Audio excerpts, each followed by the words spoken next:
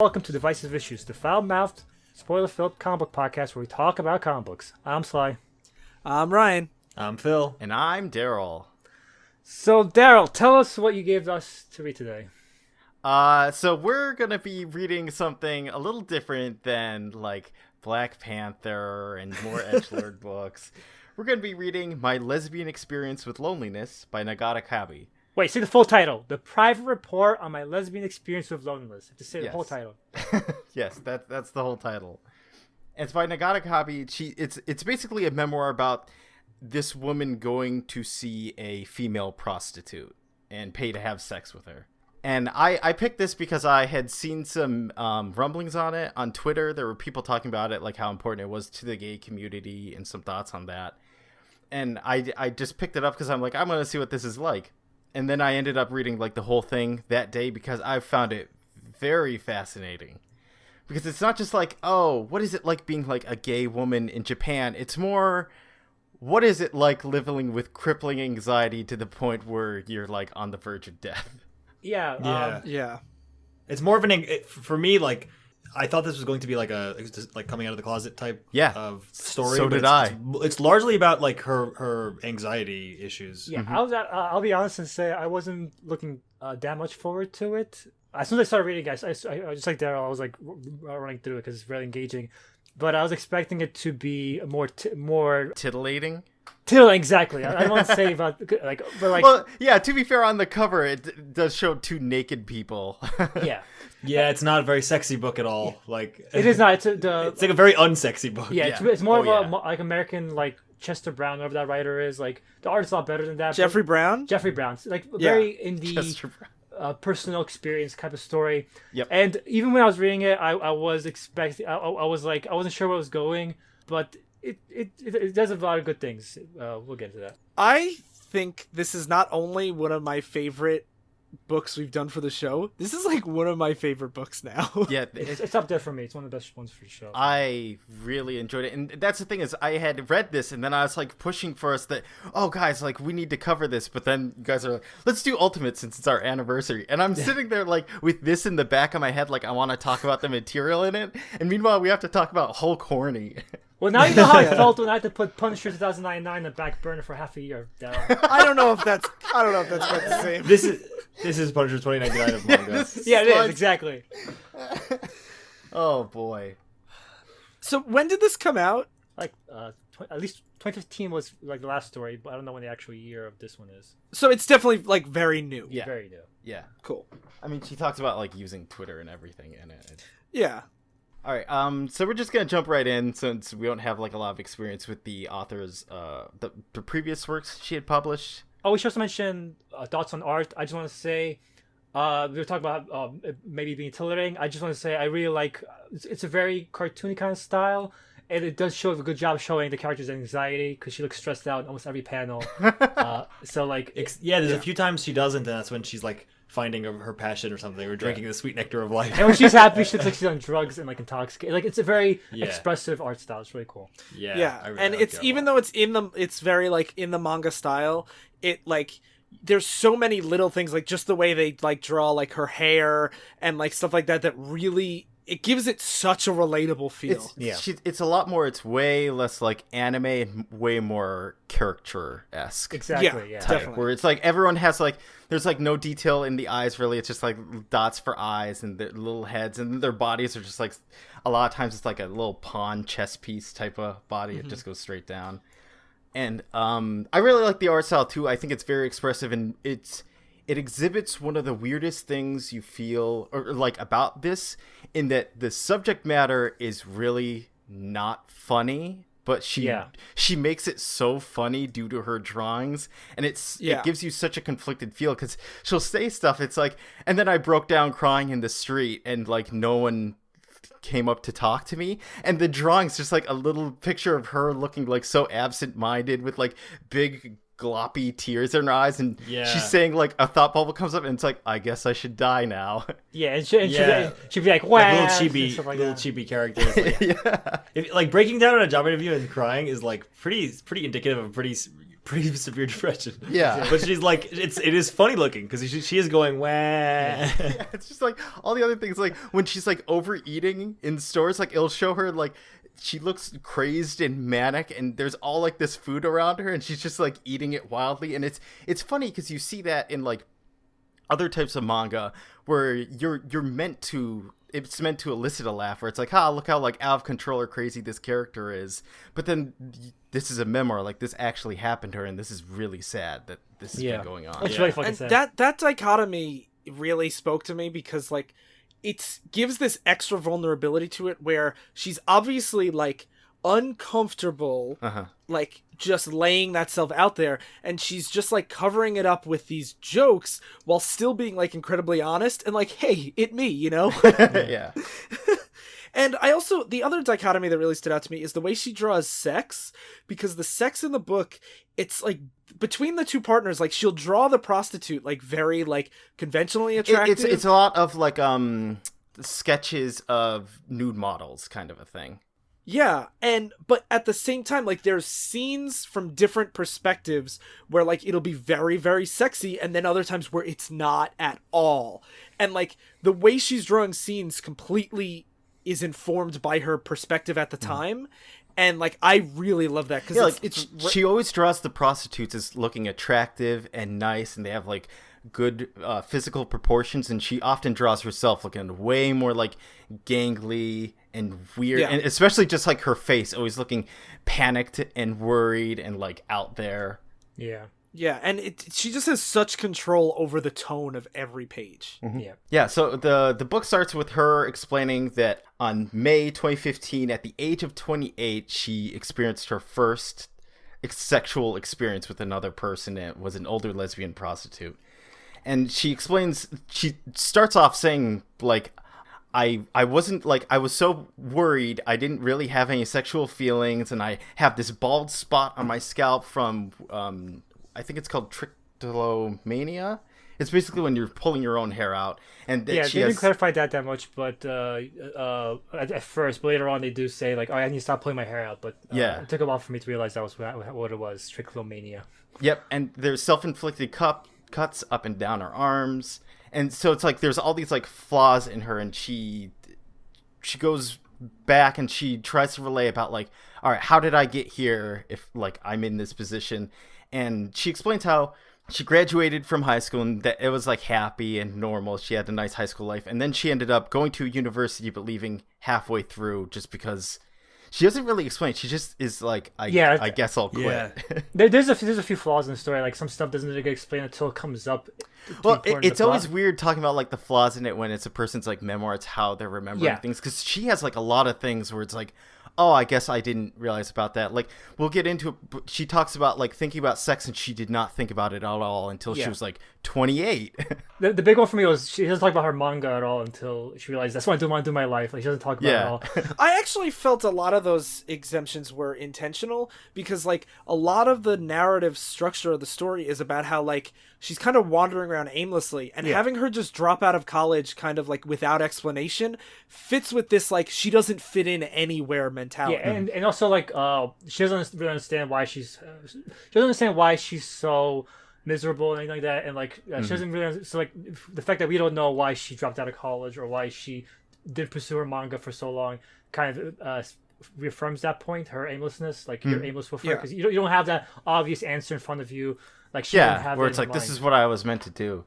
If anything, she drops out of college and then she signs up for a job at like a grocery store, and this is where she starts explaining that what she's looking for is a place that she belongs to, a place where she can go and be accepted by everyone, and they can be supportive and like a family. But then she finds out, because she's always late arriving there, that they yell at her and they scold her, and they're telling her it's like, you're not in school anymore, you can't keep doing this. And she realized, which is that's one of the saddest things about this comic. But she went to work looking for a new family, like she calls it a new family, and like, which is the saddest fucking concept I've ever heard in my fucking life. And they say like this is, and she realizes after the guy scolds her that this is just a place where you can make wages. Like that's all it is. I'm only here as long as I make profit for the company. And she explains that she's like 5'5", but she weighs 83 pounds, and like she was really like gangly, and she felt like she couldn't eat anything she didn't deserve to eat. Like she'd be punished if she bought cake, and she had no right to drink alcohol and stuff. It's a good first chapter because it hits you with all the important sympathizable things for a lot of other people, but very relatable people for those that like self-harm or for those that have severe anxiety and depression. Like she says how from someone that self-harmed, they said, when my mind is hurting, there's no shape or mark to look at so I can understand it very well, but when my body hurts, it's so easy to grasp that it helps me to calm down. She explains this idea that all the invisible pain inside of you, sometimes you really want to bring that out on your body, because then you can understand it and you can show other people. It's like, I'm suffering, this is how much I'm suffering. You can actually like see it, it's visible.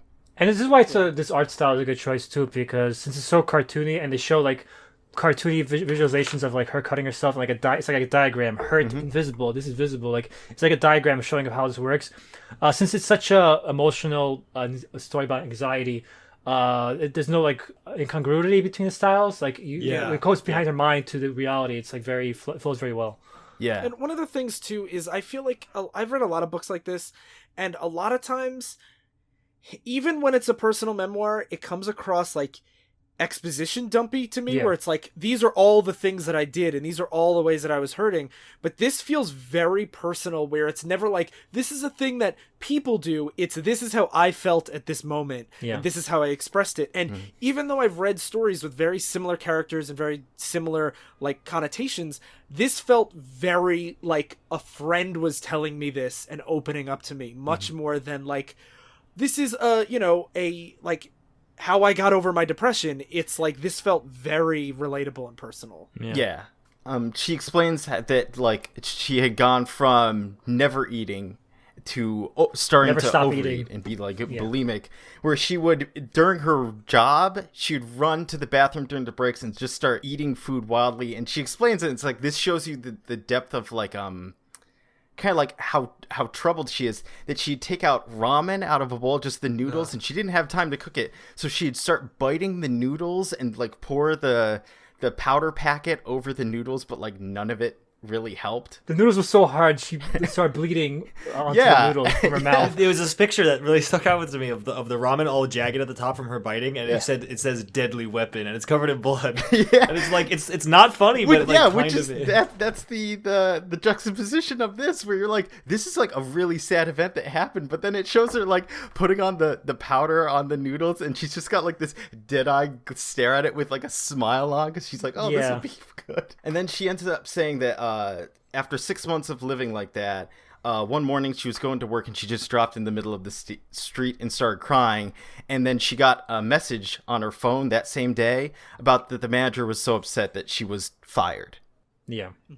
That kind of, she talks about how that comes after her family and her like connection to like a community, and now it's gone, and she was like hurled into the void again. Yeah. She there's some like illustrations of like her, and inside her it's like all the things she defined herself as, and as she lost those things, like as she lost high schooler and became adult, like she starts to like fade away, and she's like, I don't know what I am if I don't have an identity. And job, she tries to fill the void with job, and then because of her anxiety she ends up not showing up and is late all the time. Her parents don't understand either. Her parents are very like a very traditional, as we think of like a traditional Japanese family, where it's like, oh, you go to work, you get a job, you have children. It's like you be at peace with what you do in your life. It's interesting because like this is stuff you hear about Japanese culture. High school's the best years of your life, then it all goes downhill. You live to serve your parents basically, and you go to live a traditional lifestyle. And that's kind of what she's anxious about, because she wants to please her parents. Around this time, we also get some insight into her parents, how they view like her mental illness too, because she's hospitalized for a little while. She comes out and the doctor said, you need to get plenty of rest, and the parents are like, haven't you been resting this whole time? And it's like, that's such a real like, it's because from their perspective she's literally like not going to work and hanging out, so but for her it's like the anxiety has been so draining on her. It's like she's trying to get up every day to do all this stuff, and that it's not rest to her, but from everyone else it doesn't look like they're trying. They're very literal, and while she's trying to open up, go to them for emotional support. Like she talks about how she always feels like she's balancing a cup full of water in her head and not being allowed to spill a single drop. Yeah, that's what she says. That's what anxiety feels like. That's such a great analogy. And her mom is like, "But you have no cup. Like, get over it." Yeah. And so she ends up getting like so depressed. She just lays in bed and she talks about, I was disappointed in how pathetic and incapable I turned out to be. I don't know how I could possibly feel more disappointed in myself, is a line that I would return to several times over. And she mentions that she even feels like that she should die, but she gets angry at herself for feeling like you've done nothing in your life to even like deserve death. At least like struggle to get back up and then you can decide if you can die. And it's like that's how the first chapter ends. Even if she was to die, that would be a big waste. And like she should earn something before she lets herself die. And I was like, shit. Yeah, and it's like after that first chapter, it's like, oh, there's no mention of like sexual experience or interested women. It's just like it's a very crushing, anxiety filled. It almost starts on a joke where it's like, where it's her cowering before the prostitute. It's like the joke that they have in movies where she's in a crazy situation. She turns to the camera and says, "I bet you're wondering how I got here." Flashback. Yeah, and then you're like, oh, I guess that's how you got here. Oh no, it's when I finished that, it's like, how does she get there? Yeah. So the next chapter opens up, and basically the whole thesis of like her anxiety is that she focuses all on what her parents want. She never thinks about what she wanted. She grew her whole life living this way. So like now that she's old, she's trying to please her parents. Like she got a job at a bakery, A part-time like, job. Part-time, very Oh, important. even this scene like fucking hit me so hard because she says before long I'd found a normal routine, waking in the morning, sleeping at night, 3 meals a day. She's like, I did it. It's such a simple thing, but I feel like I've come so far. And she has like, the art has a medal that says normal routine. Yeah, and in one hand and in the other hand it says job, and she's running up to her mom with the medals. Yeah, so she gets this part-time job 5 days a week, and she's like, look, I'm so excited. Aren't you proud of me? And they say, but it's only part-time, right? It's not like you're actually in employment. And I was like, God damn it. Yeah. And she's like, I'm making so much money that she's like, I saved up but $1 million yen, which is $10,000, and Dad's like, that's not enough. Yeah, and she's like, you can't rent a place with that. If you have a full-time job, people won't even rent out a place to you. And she says like later on she found that's not true, but her parents made her doubt herself, so she even that to me is so powerful because she's like, I'm gonna move into my own place, and her dad's like, nobody will rent to you if all you have is a part-time job. And even though she can, just like she doesn't know that yet, so she stays home for years. Yeah, because she just like trusted her dad, and she wants to start paying rent to her family, and she's like, no, we can't accept that. Go find yourself a real job, then maybe you could pay rent. So like she's like, why am I even earning this money? And it's kind of like, it's interesting, like she's like trapped between like worlds, between like she's no longer useless, but because she's not a full-time job what her parents deem successful, she's like basically it doesn't matter what she's accomplishing anyway. So she's like, fuck it, I'm gonna try to go for a real job. So she gets a sue, and she's like, I'm gonna go for job interviews, and she goes to job interviews, and here's another really sad part. This whole like arc is really sad. Yeah, it's like she goes to job, and they're like, so what do you like to do? And she stops and thinks like, what do I like to do? And she's like, manga. And she's like starts crying, opening up to these interviewers and stuff like that. And it's like, you should pursue manga. Don't try to be a baker or whatever. Just go do your manga. Which is like, I can't imagine. I can't imagine. I couldn't, like, I was trying to imagine job interviews where you just start crying and like, or like, I want to do something else, and them trying to be like, okay, go do that thing. Yeah, because she goes on 3 job interviews, and it's the second one where she cries to the guy, and the third one where she's talking to these 2 guys, and there's this one guy, he's drawn all nicely, he's always smiling, and he's like, well, what do you feel like passionate about? Because we want people that are passionate here. And she says about manga, and she mentions that she had she says nobody had ever rejected the manga I'd drawn before, but then nobody had really affirmed it either. Yeah, and she had submitted some stuff to some magazines and was shortlisted for a Newcomers Award. So it's like, oh, she does have it like at least like some kind of hobby that she seems to be good at. And it says like that when you say that, your eyes light up, and that's the kind of passion that we want here. Then it shows her walking out with like a blank, glossy-eyed look, and then the guy comes out, he peeks out the door and gives her a thumbs up and says, good luck with your manga, and leaves. He said, I really meant it. Good luck. Yeah, and then she just ends up crying on the subway. And she's crying so like she's smiling and crying, like boogers are coming out of her nose, and she's like, I'm so happy. Yeah. And it's one of those things where it's so sad to get like no affirmation for something that you could potentially be very passionate about, except from a random stranger that you were looking for a job for. Yeah, like she has to go to work to get any kind of. Yeah, what's funny is she comes home and then she says like, I wanted to be a grown up like that, and I couldn't sit around obsessing what my parents thought of me forever. She was gonna finally start drawing manga. And then she says it to her mom. I've decided to start drawing manga. It's just this really funny panel of her mom with like a smile on her face, and all she says is, "Why?" Period. Not even a question mark. Period. Yeah. Why? The thing that I love about this is like this is something that I actually like think about a lot, is that the random person has such this huge impact on her. She even says to this day when I'm working on drafts, I think back to his face and his good luck and my back arches and I sit up, and like she wants to make this stranger proud. And like this stranger told her exactly what she needed to hear when the people that love her don't give a shit about what she wants at all. Yeah. And like that just to me is such a powerful thing of like, you never know when you're gonna be like the random guy that people remember. You know what I mean? Like there's times that like I've had like a minute conversation with someone on a bus and like will remember it forever for some bizarre reason. Yeah. Yeah, especially if you're somebody angry. Like she says later on, basically, all she really wants is a hug from somebody, and it's like I just want a hug, and like basically like that's kind of what these people give her. Like they give her just some advice and a pickup, and that's also all she really needed because her family wasn't giving it to her. Yeah. So she talks about how she started drafting to magazines, trying to get published, and she like joined a group of people working making manga, but she didn't work out with them. And even when she's talking about this, she says like, but in terms of feeling uncomfortable, if I was to compare the feeling of trying to make myself seem better than I am and the feeling of accepting myself but having the other people in my life completely reject the things that I'm doing, she would take the former any day of the week. And it shows like her with her family, and like on New Year's Day the family's all together and she's just like depressingly drawing manga while they're just like staring at her in the background. And then like that's when she joins the group, like you said, and she just can't work with other people, and she falls into a deeper depression because her money from her old job is running out, the bakery job. Now she's like 2 years without a job, so now she's unemployable. Like if you don't have a job for 2 years, you're gonna see that she levels up further into the ranks of the unemployable. Yeah. And it's her like with one eye closed, like Yatta! Yeah, doing like the victory pose. Yatta! Yeah. And she's just like, I can't go on living. I really don't have any choice but to die. But she's like, no, I have to make my manga debut. And finally, she gets published. And she talks about how at first I felt like she finally stepped down to the light.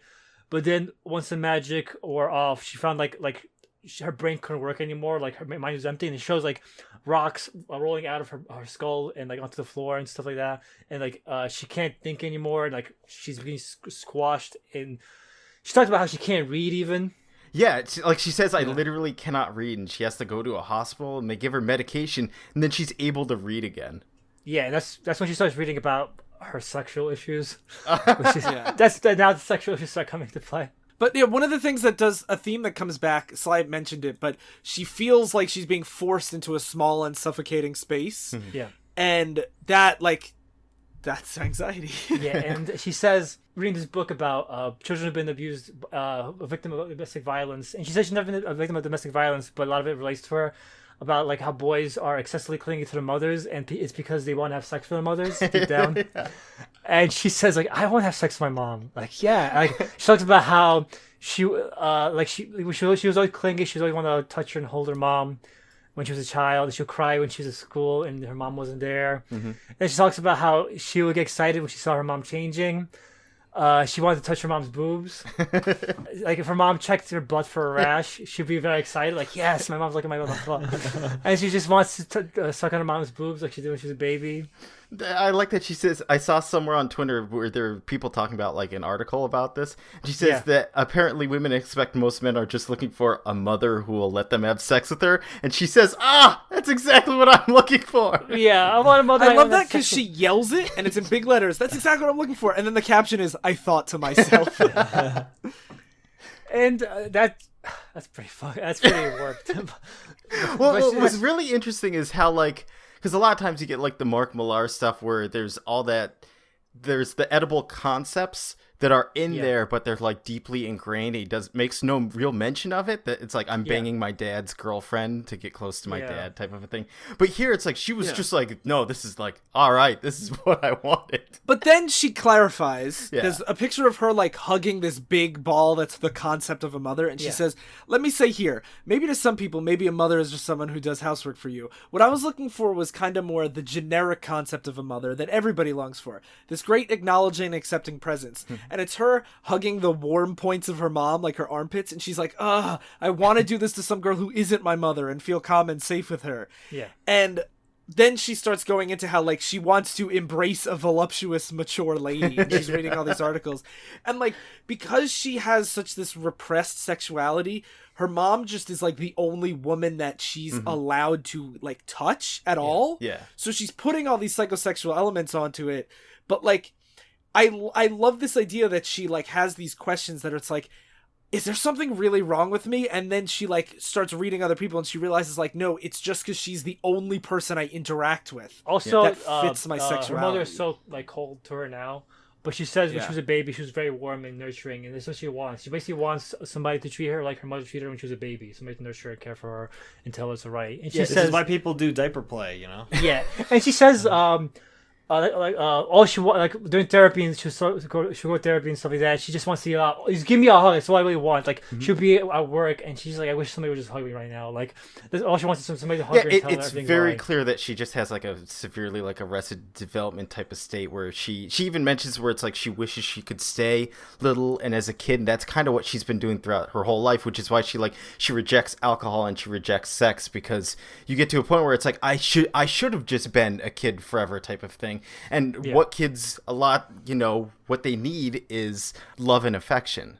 So it's like that's all she's really looking for, is for someone to treat her with love and affection that she got, unconditionally as a child. Yeah.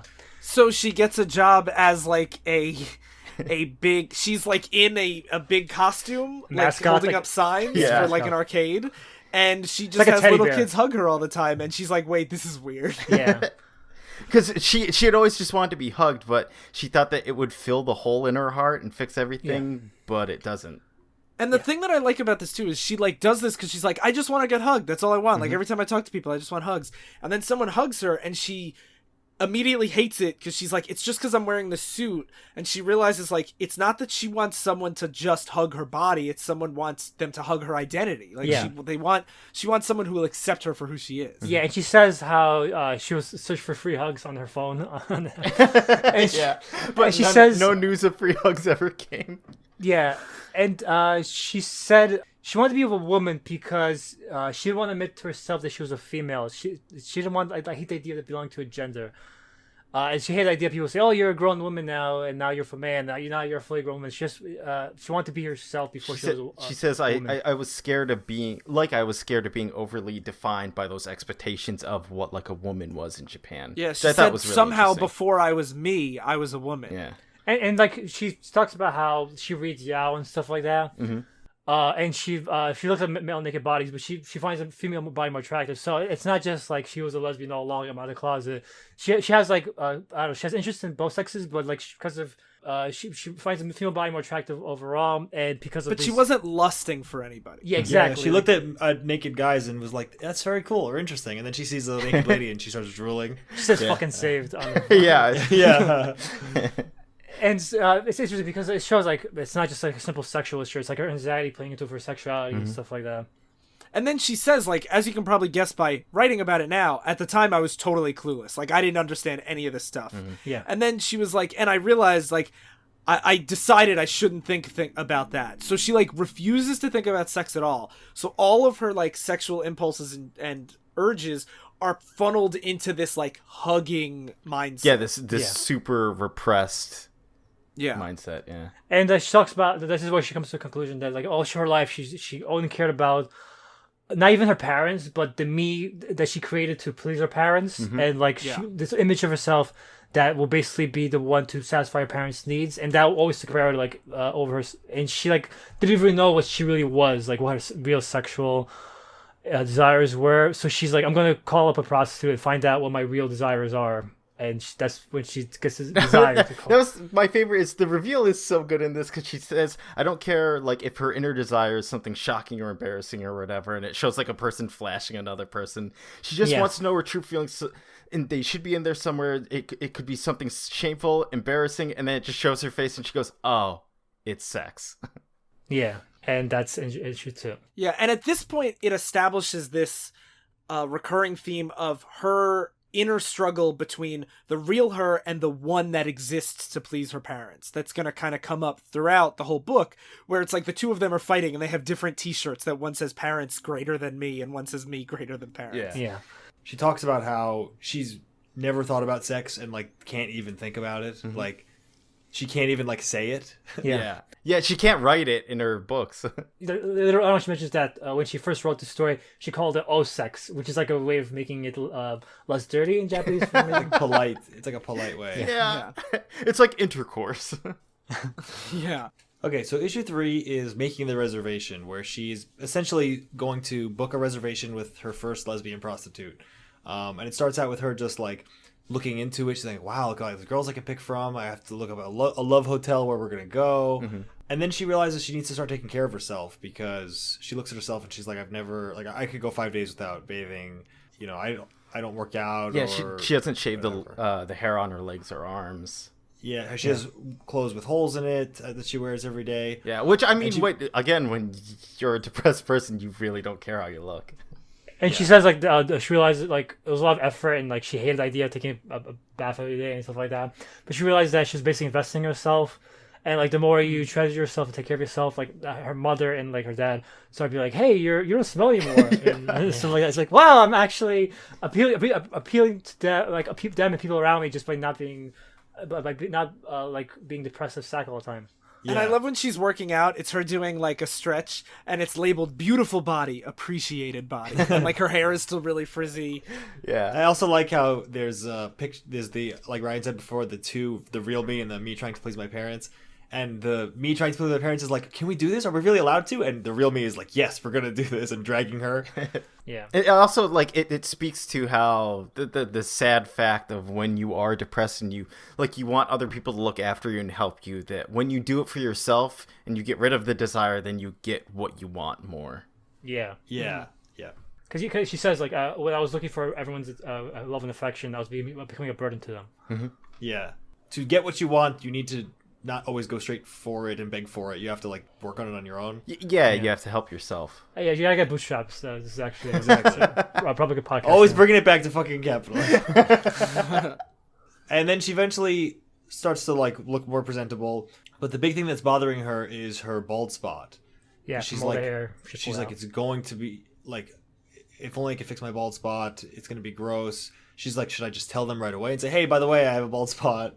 Or like, should I let them just see it? Because she's like, if she's worried like she'll be like in passionate throes of love, and then the person will pull back their hair and be like, oh, you're bald, and be like, ill. She also says that everything that was blocking her path to seeing this prostitute, to making this reservation, had focused itself in the bald spot. So it's kind of like the thing where, where you sit there and be like, I'll start this, but I just have to fix this first. It's like the bald spot is I have to fix this first. Yeah. And she eventually makes the reservation. Yeah, and and one thing that I love about it is she spends a lot of time obsessing over this bald spot. Yeah. And like, I felt like it really captured where she's doing all these good things, but there's one thing that all she has to do is wait and the hair will grow back, but she obsesses over it so much, and it takes up pages and pages and pages, and like that works so well. Well, it's also right before she makes the reservation. She does this thing where she jumps between, she has like 4 panels on a page, and every other one is her saying like, I'm going to do it. I'm going to make the reservation. And then it's like, no, I can't do it. No, she's going to look. It's going to look weird. And then she's like, no, I got to do it. Yeah, I mean, she says like there's all this anxiety over this basically kept her from working. So she's like, I'm just going to do it, get over with. Fuck my bald spot, whatever. Do it. This is one of my favorite panels where she goes, I figure anyone would recoil in hate and disgust if they were confronted with the real me, when she's getting ready to open up. And it's a like a Mr. Game & Watch basically coming out of like a like her skin. Her skin. Yeah, a zipper opens in her skin. Yeah, evening, this is the real me, and the person in silhouette is screaming. And like the like real her is so like smiley and happy, and it's just like, And that's when she does the, like, am I going to be okay? Can I do this? How do I open up to other people? Who cares? I'm looking forward to it. Oh, no, I can't do it. Like, Yeah, and she starts having nightmares about trying to, like, that there's a dead body under her bed, that she was sheltering a fugitive, that the prostitute had come over and she had to hide her from her mom, be like, no, she's just a friend, she's just taking a bath right now. Yeah. Yeah. And then she's like, I'm a grown up, I need to get over this, and me trying to please my parents needs to fuck off, essentially. But she's also wondering, too, where she's like, they need to get out of here, but do I have to constantly keep protecting this my own, like, power and my own responsibility from myself, from the me that's trying to please my parents? With great power comes great responsibility. yeah. Next issue is the day of the actual event. She goes to meet this person at the train station. What's great! I just want to point out one of my favorite little things. It's just like the sad state of her life is that because she had no money, she had to borrow money to pay the prostitute from her mom. Oh, from her parents, yeah. Yeah, that's a really nice detail. And she even says, like, she gladly gave it to me. It wasn't a big deal. Yeah. But, like, it was such like a, oh God. Oh, and kind of also moment. she says that she didn't feel like so guilty about doing that because we forgot to point out that a big reason for her doing this and for her pushing herself to do this is that she's like, I can use the information from this experience to help write my manga. Which is like always an interesting way to frame it when you're like, oh, I need to do this because this will help me in the future. Like the rationalizations that you pull sometimes to do stuff. And so she dresses up, she goes to the train station to meet this lady, Yuka, and she's very friendly. Like we said before, she's drawn like pretty conventionally anime attractive. Yeah. Oh, but before Yuka shows up, the main character also says, I wish I had friends out of nowhere, which kind of comes in again later on. Oh, yeah. Oh, yeah. Yep. She basically, they start chatting, they go to a love hotel, and she's like, this is finally the real deal. Like I see other couples in the hallway. Yeah, what's interesting is she's able to remember and she recollects like all these little like weird things about the experience that gives, like, you know, it's like small details add Makes it authentic. vividness to life. Yeah, where it's like the automatic welcome sound that plays is skipping when they walk in. and that they were doing construction on it, so they didn't know if this was the right love hotel or if they'd have to go to another one. And like the couple that walks by them, that kind of thing. And they pick their room, which is crazy. I've never seen this before. What is this? Like you go up to a monitor and pick what kind of bedroom you want to have in a love hotel. We gotta move to Japan. Hey, so prostitution is legal in Japan, by the way? I don't think it would be, but like, Because they're pretty open about this. yeah, she just orders her online, and then they text her, and she's like, But I mean, that's a thing that we do in America, and it's not legal here. But you order prostitutes online? I mean, I don't. Can you give me the website? I don't, but some people do. Maybe they don't actually. They never actually say the company or anything. Maybe it's still kind of secret. I guess I don't know. Yeah. So they talk about the fact that she's never done anything with anyone. Yeah. And they take a shower together, and the prostitute's like bathing her, washing her arms. And the prostitute is always like very optimistic and happy because she asks her, it's like, have you done stuff with any like boys or girls? It's like nothing at all. I've never been on a date. This is my first time at a love hotel. And the prostitute's like, oh really? Wow, it's kind of an honor. Is there anything you're interested in doing? And it's like all this bubbly and niceness, and she's overwhelmed with all these options. She doesn't even know what to do. Like, always sweaty. Yeah, always so sweaty and blushing. And like she says, like, even if I had requests, I couldn't just come out and say them like that. But like, it's a prostitute. That's like the point. But then She's she really says, nice for a like, prostitute, by the way. But like, it shows her how repressed she is. well, then she says, I realized it wouldn't be so easy to just switch into things like this after 28 years thinking sex equals bad. Yep. Yeah. that's when I was saying my second hesitation in the story. I was worried they're going like this thing I like about the story is like in general top anxiety stuff. It's very realistic. There's like no romanticization to it whatsoever, really. Aside from like for sake of humor. And like I was worried they're going to try to paint it like once she has sex, like her problems get solved or whatever. Yeah. But she just realizes like, no, I'm way out of my league here. Like this is the real turning point from her was the decision to make the prostitute call. It wasn't really the prostitute event itself. Yeah, because so the prostitute, like, she lays down. They first take a shower and bath together. Yeah. And she brushes her teeth right away. Is that a thing? That like why? Because this happens again later. Why do they brush their teeth? You're gonna immediately? kiss and stuff. Yeah, if you're gonna kiss, you want to make sure that your mouth's clean. Yeah, this person's a Japanese stranger. prostitutes are very, very efficient. Yeah. Yes, yeah. Okay. So she lays down, the prostitute kisses her, and then, like Sly said, it goes from, like, is this going to be, like, a romantic hot moment?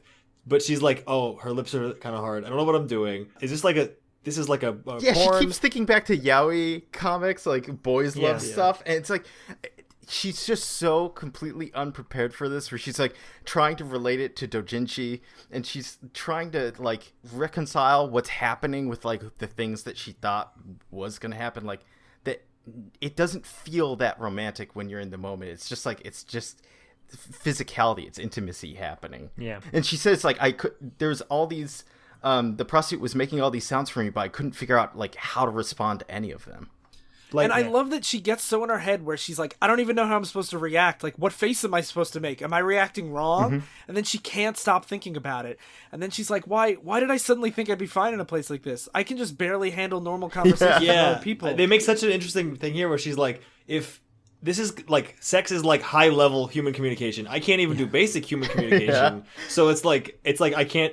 I'm trying to play baseball, but I can't catch. And Yeah, like and she compares it to like a bracket, a tournament bracket, and that she has to fight the winner of the bracket. Like she had moved up so many steps, and she's just incapable of doing this. And the other brackets are labeled necessary experience. Yeah. And she talks about the search for sexual pleasure and like the moment will make overcome her anxiety around being around people. Oh yeah, they have like a scale, and it's like Yeah. like Sly's saying, sexual pleasure, and anxiety are like tipping point. I love it. Yeah. It speaks to like again her comedic timing with that, because that stuff comes up after the prostitute goes down and she touches her crotch, and then the prostitute goes down to kiss it, and she thinks to herself, this might help, this might be the thing, and then it shows the scales about sexual pleasure and the anxiety, but the anxiety still wins out. Yeah. By it like a lot. Yeah. Like, that scale gets Crushes totally her. smashed.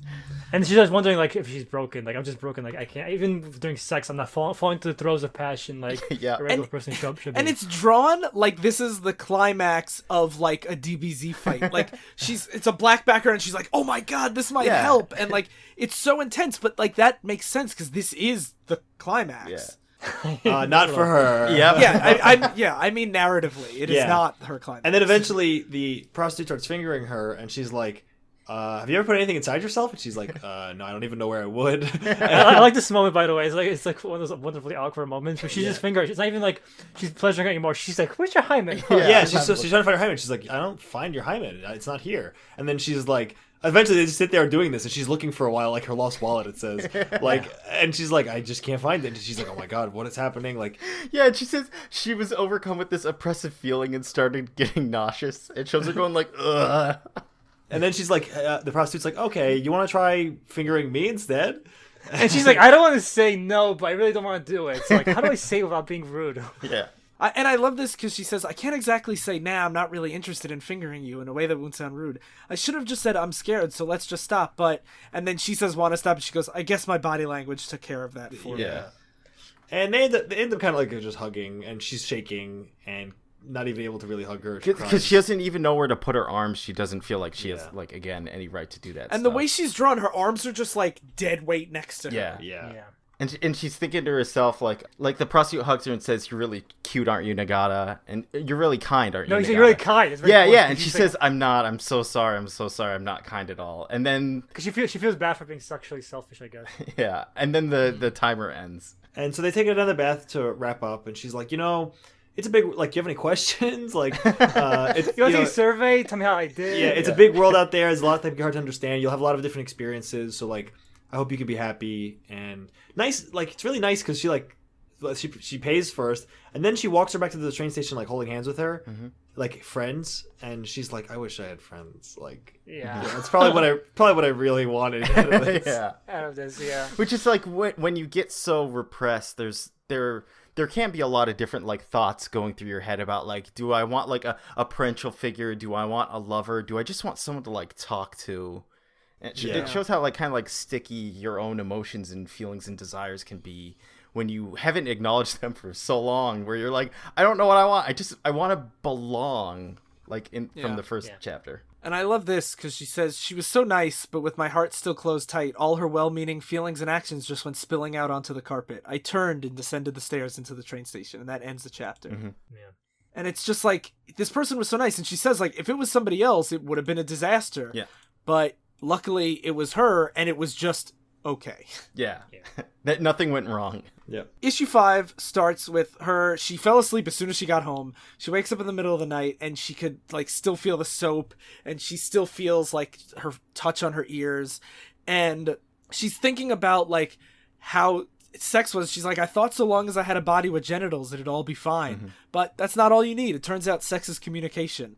And she is like, you know what, I'm just gonna go eat. And she runs downstairs, and her parents left her food, and she eats a tomato, and all of a sudden she gets like like an epiphany. flashbacks where she's like, oh my god, kisses are like eating tomatoes. Yeah. And she's like, now I'm one of the people that knows. Everyone always talks about sex like they know, and now I'm one of the people that knows, like a big secret. That... And that's when she realizes that it's over and she doesn't have to worry about it anymore. She's like, what the fuck was I even worrying about this whole time? And like, I'm done, and like now no one can judge me, and like prevailing trends in society are no match for me. Yeah.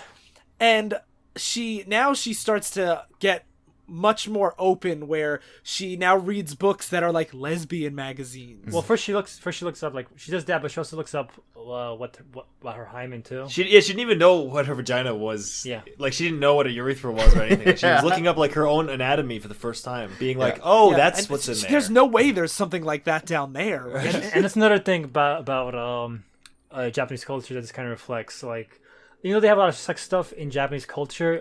They're very repressed as a society generally. And like here, that kind of reflects that, because she it's knows just publicly. It's like, it's considered shameful publicly to do sex stuff. So stuff like sex ed is seen as like obscene. Yeah, and it creates this weird scenario here where she looks at like Yao, and like she fantasizes about yaoi holes. She goes on Yahoo Answers.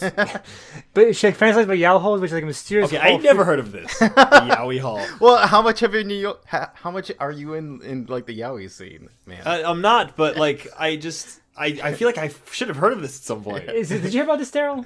No, I haven't. It's like actually. It's kind of like a vagina for a Essentially, man. It's for guys who fuck each other. Yeah. They have a hole that's not their butt. Yeah. That's just like this magical hole that acts like a vagina, I guess. Is this a real thing that we have? You never knew, Ryan?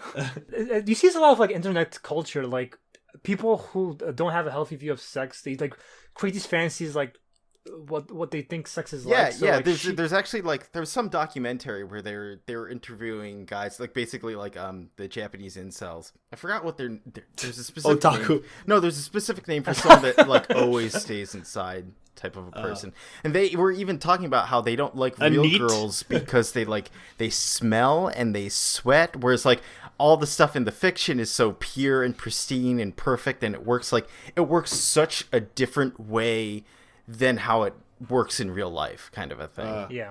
It's sort of like a person growing up only watching American porn their whole life is going to be very surprised once they get intimate with someone. Yeah, they're gonna be like, okay, first you do the mouth thing. Yeah. Yeah. So yeah, do a handstand and blow me, and then. What have you been watching? Wait, we don't watch gymnastic. Wait, you guys don't do that all in your private life, you too?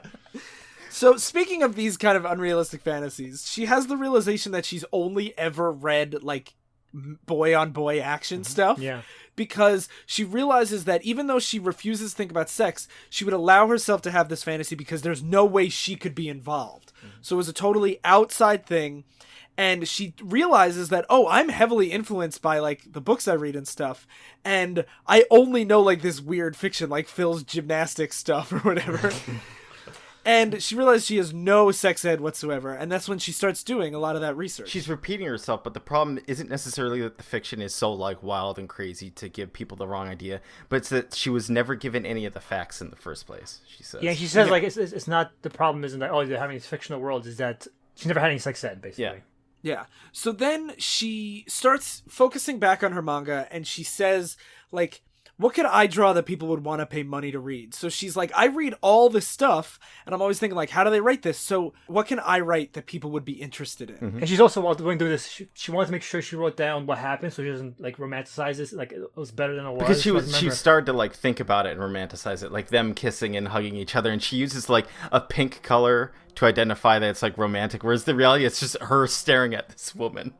Yeah, frigidly, yeah. And so she's doing that. She was writing down anyway, and also the manga she was working on at the time was fiction, and she's just like, I can't write characters.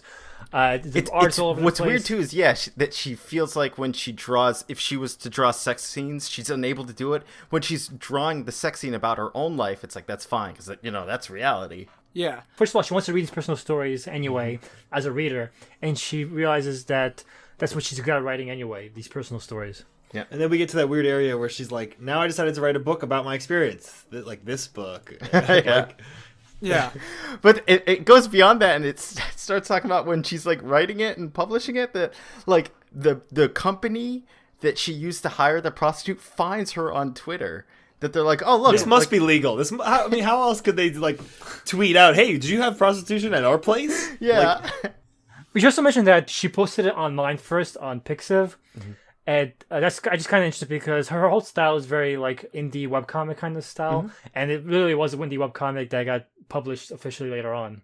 So I think it's kind of interesting. The thing that I love about the way she responds to her online fans that like have been reading her stuff, she says it makes it so much easier to make friends and stuff because she was trying so hard and spending all her time trying to get people to like her and to hide the embarrassing stuff, but these people already like her and know the embarrassing stuff, so she just had like no problem talking to them. It was like they got all that stuff out of the way. Everything's already on the table, and now they already know you well enough. You can talk normally more now. Yeah, and then at this point, in her 10th year after leaving high school, the ever-present die option was on hold from her list of actions. So, like, it went from, like, her actions were, like, quit, lie, or die. Yeah, it's like a Final Fantasy RPG dialogue box type of thing of her options. Yeah. Feign illness, keep trying, or die. Or keep trying, stop trying, and then die is on hold. You can't select die right now. Yeah. And this is when she starts talking about the sweet nectar of life, where she looks at people who have their shit together, and she's like, I guess they were drinking that sweet nectar that nobody told me about. And I realized that, my sweet nectar was like, publishing my manga, and it's her like chugging this like funnel of like this like goo. Yeah, she looks at people who have their shit together, and she's like, how can you wake up every day and do everything? Like, how can you do it? And she says like now that she's reaching out for work and people are accepting her work. It's finally giving her that sweet nectar she was looking for her whole life. Yeah, her reason to get up in the morning. Yeah. And she's saying like people are spreading her work, and she's just finally being accepted, and she's being treated like an adult, and like she'll go out to dinner and someone will like ask her what she wants to order, and like these little things. And this is when she feels like she was freed of that tiny space she was crammed in. Yeah, and now she starts praying not for love or friendship. She starts praying at the shrine to find a good job. Yeah, and she talks about the difference between being lazy and being unable to work, how they look exactly the same from the outside, but how like one is much more serious than just like laying around. Yeah, anyone drinking the sweet nectar who just takes their job and the people around them lightly is being lazy, but not drinking the nectar and being unable to work on an empty stomach is because you're not taking proper care of yourself. Yeah, exactly. And one good point that also she mentions, parents usually just warn you away from danger. They don't tell you how to live your life properly most of the time, which is true even like in America and probably as a universal factor. Your parents usually are better at just telling you don't walk off a cliff or something. Yeah, what not to do than helping you along to find the right path in life. Yeah. Yeah, and this is when she publishes them with like sex and like her polite way, and she starts getting really embarrassed, and she's like, well, like I don't want my parents to read this stuff, and then she's like, well, they're going to read it anyway, so I'm going to just do it. And this is when she starts to get really, really open. And she's also like, if I write a book that they won't be embarrassed by, it's going to be a shit book anyway. Yeah, exactly. And this is when she starts really like showing the kind of adult she wants to be is one that does things she wants to do and is accepted by society, regardless of whether it's a stable income, versus like just having a full-time job, stable income, and running a household like her parents wanted her to do. And she said she basically realizes that there's no point in trying to please her parents. She should just be happy. Yeah. Near the end, there's this great line from her where she says, push into a corner, even a mouse will turn and bite you. Push a 20-something into a corner, and they'll go to a brothel and publish a report about it on the internet. That's the end of the actual issue. Yeah, she walks off with her emotional baggage and into the future, and that's like the actual end of the book, but there is a bonus chapter. Yeah.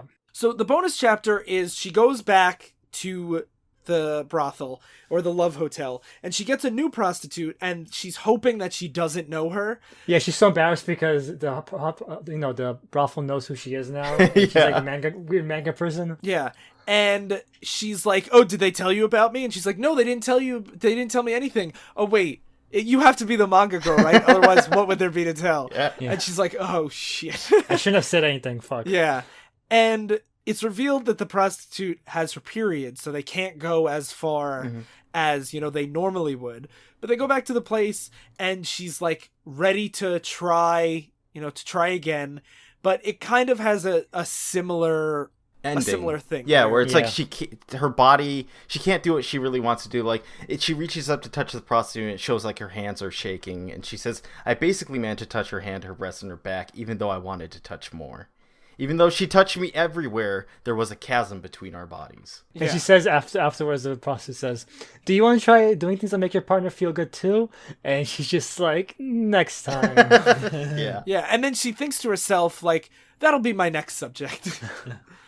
And then she's laying in bed that night, and she has the horrifying realization she didn't hug her once. Yeah. And she's like, "Next time for sure, I'm going to do it."